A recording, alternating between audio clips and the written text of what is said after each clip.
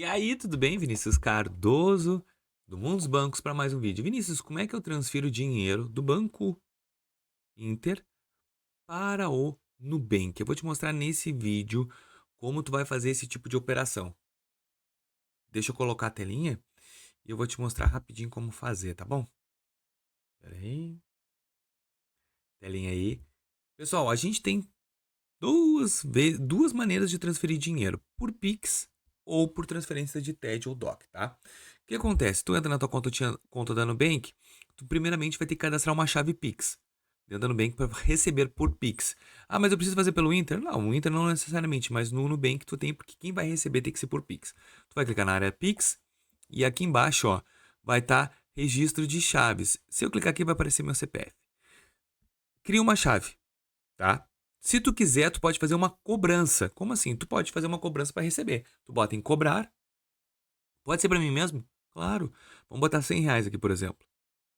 Ó, vou gerar um QR Code. O que eu faço? Copio o código. E agora eu vou pro Inter. Ó, boto o Pix, ele já permite, aqui se não aparecer, tu vai botar Pix.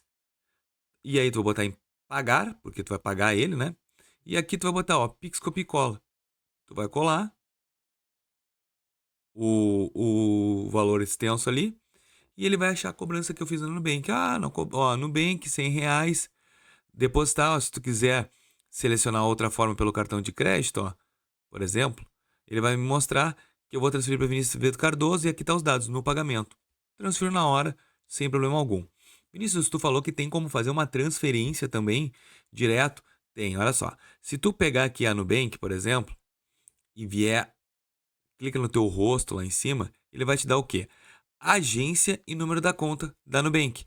Eu posso vir aqui dentro do aplicativo, boto em todos aqui, ó, tem Pix no crédito, ó, transferências, tu viu que não tem, né? A gente não consegue fazer. Tu vai clicar aqui, cadê?